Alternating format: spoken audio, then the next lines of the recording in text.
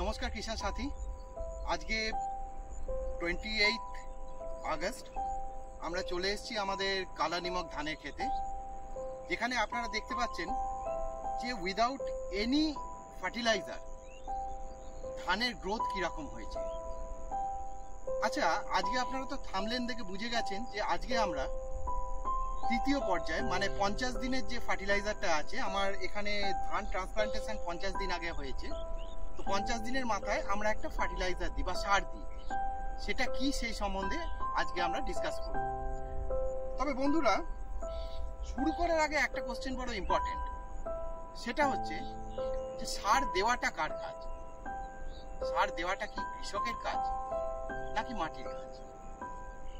তো যদি আমরা এই বিতর্ক থেকে শুরু করি, তাহলে উত্তর আসবে গাছকে সার যোগানোর দায়িত্ব মাটির, কৃষকের নয়। আজকের দিনে কৃষক তার জমি নিরীক্ষণ ছেড়ে দিয়ে বেশিরভাগ সময় বাজারে ঘুরছে, কখনো সার, কখনো বীজ, কখনো ফাঞ্জিসাইড, এইসব কিনে তারা অনেক অনেক পয়সা লস করছে। কম্পারেটিভলি উল্টো দিক থেকে যদি দেখি, আজকের ডেটে আমাদের গভর্নমেন্ট এমএসপি যেটা দিচ্ছে বা মাঝখান থেকে যে ফোরেরা যে টাকা খাচ্ছে, তারপরে কৃষকদের কোনো লাভ পাচ্ছে না। আর এই যে জমিতে নিরন্তর আমরা বীজ দিয়ে চলেছি, এই বীজ দেওয়ার ফলে কি হচ্ছে, জমি ক্রমশ অনুর্বর হয়ে যাচ্ছে, যার ফলে প্রত্যেক বছর আমাদের প্রোডাকশন কমছে। উপায় দুটো। প্রথম উপায় হচ্ছে, কৃষকরা যদি ন্যাচারালি গ্রোন সবজি যদি বেচতে চান, তাহলে এফপিও ফর্ম করতে হবে। কিন্তু আজকে আমাদের গ্রাম বাংলায় যে ছোট ছোট কৃষকরা আছে, তাদের পক্ষে এফপিও ফর্ম করা একটু অসুবিধাজনক। উপায় আছে, অন্যথায় আর একটা উপায় আছে, যেটা হচ্ছে যে আমরা যেটা করি সেটা হচ্ছে সাস্টেনেবল এগ্রিকালচার, যাতে আমরা ন্যাচারালি পুরো জমিটাকে চাষ করি। আর আমার এই ভিডিও বানানোর উদ্দেশ্য হচ্ছে যে প্রথম কথা হচ্ছে কৃষকের খরচা যেটা আছে সেটাকে কম করা।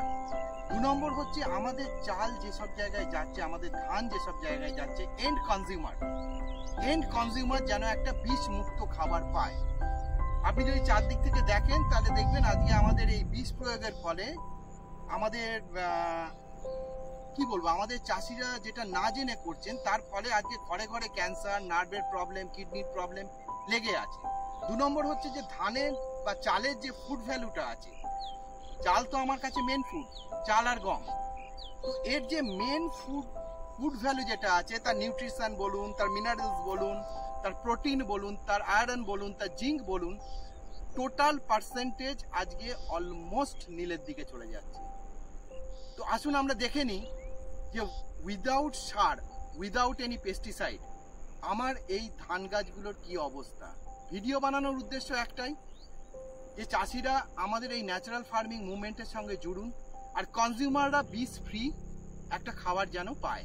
যে ধানের জমি হয়, তাতে নাকি প্রচুর পাশকাঠি বের করতে আপনার নাইট্রোজেন লাগছে, মানে ইউরিয়া লাগছে, পটাশ লাগছে, হিউমিক অ্যাসিড লাগছে, প্লাস আপনার সালফার লাগছে, জিঙ্ক লাগছে, কত কিছু চাষিরা দিচ্ছে। মানে যে যেভাবে বলছে সেইভাবে তারা উপচার করে যাচ্ছে। এতে চাষির ইনপুট কস্ট বাড়ছে, খরচা বাড়বে, আর পরিশেষে কিছু দিয়ে চাষি লাভের হিসাব করছে, তখন দেখছে যে তাদের পকেট কেটে নিয়ে চলে গেছে, তাদের লাভ্যাংশর কিছুই বেঁচে নেই। তো এই মতো একটা জায়গায় আমি জাস্ট বাংলার চাষিদের ভরসা জোগানোর জন্য দেখাচ্ছি একটা গাছে পরিমাণ পাশকাঠি হচ্ছে উইদাউট এনি ফার্টিলাইজার। তো আমি আমার সহযোগী কার্তিক রায়কে আমি রিকোয়েস্ট করব কয়েকটা গাছ গুনে দেখাতে যে পাশকাঠির সংখ্যা কত আছে। আজকে এটা কালা নিমকে গোনা হচ্ছে 3, 4, 5, 6, 7, 8, 9, 10, 11, 12, 13, 14, 15, 16, 17, 18, 19, 20, 21, 22, 23, 24, 25, 26, 27, 28, 29, 30, 31, 32, 33টা। তো দেখছেন 32-33টা করে পাশকাঠি আমি without zinc, sulphur, without any fertiliser আমরা পাই। আপনারা বন্ধুরা বলুন যে কি সূত্রে, কি জন্যে আমরা এই ফার্টিলাইজার থেকে কিনবো। যদি আজ ইউরিয়ার কথাও বলেন, ইউরিয়ার বস্তায় লেখা থাকবে দেখবেন 47 নাইট্রোজেন। তো 47% যদি নাইট্রোজেন হয়, তাহলে বাকি 53% কি? ওয়েস্ট, যেগুলো আমাদের জমিকে ক্ষতি করে চলেছে। শুধু আমাদের ক্ষতি করছি না, আমরা আমাদের কনজিউমারদেরও করছি। তো দেখে নি আরেকটা, এখানে হয়তো 33টা পাওয়া যাচ্ছে, তো আরেকটা দেখবো। কার্তিক একটু এই দিক থেকে, একটু এই দিকের কোনো একটা জায়গা থেকে একটু দেখা পাবো।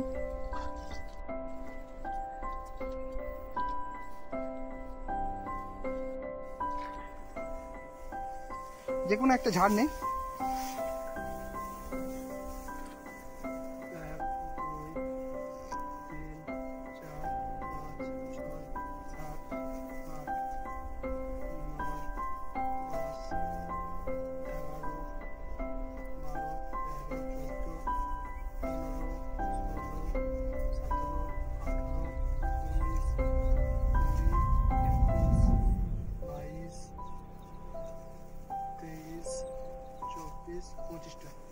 পঁচিশটা, ঠিক আছে।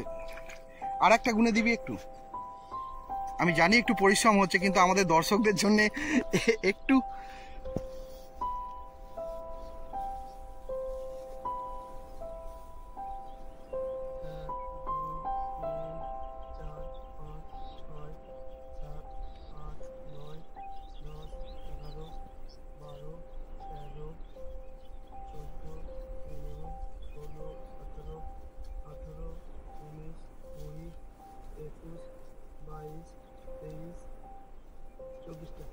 চব্বিশটা, তাই তো?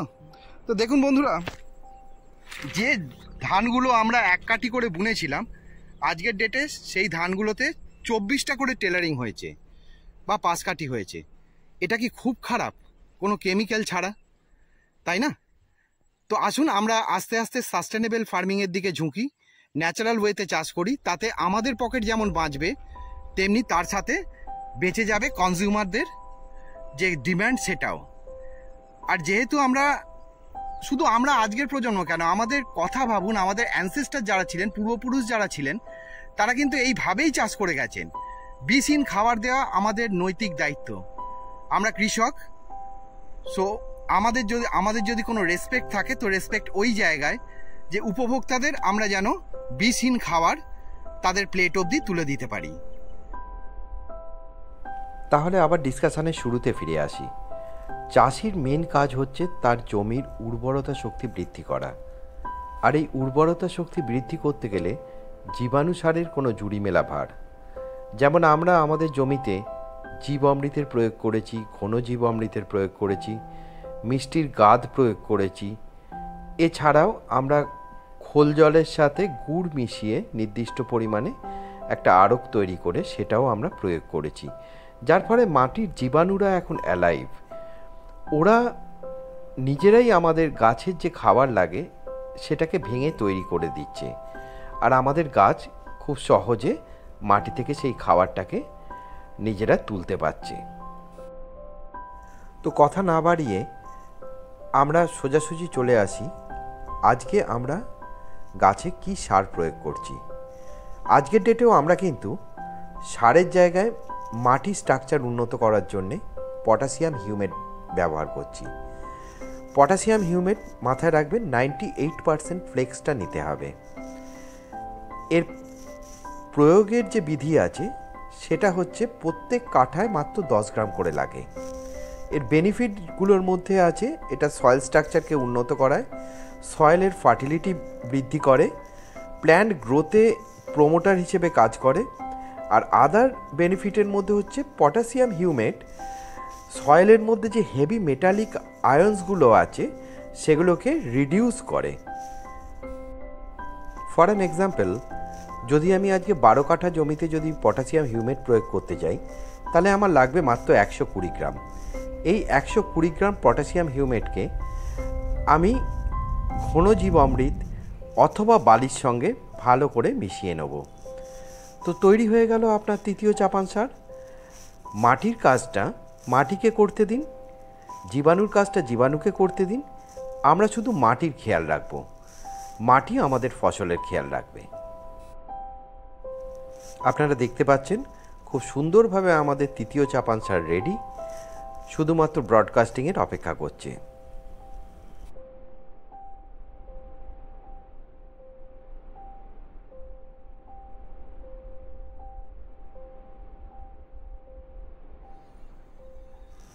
আপনারা আমাদের কালানিমক ধানের ক্ষেত তো দেখলেন। চলুন এবার আমরা ঘুরে আসি আর দেখে আসি আমাদের রাধা তিলক প্লটের কী অবস্থা। ঠিক কতগুলো করে পাশ কাঠি আমরা রাধা তিলক ক্ষেত থেকে পাচ্ছি।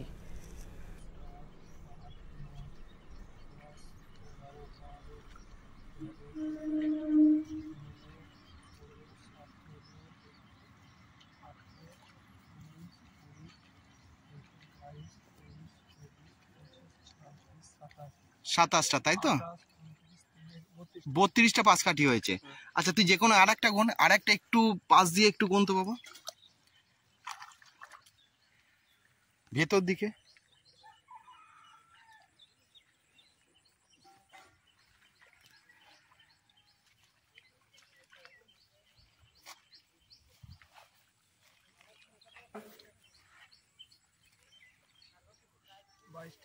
বাইশটা হয়েছে, তাই তো?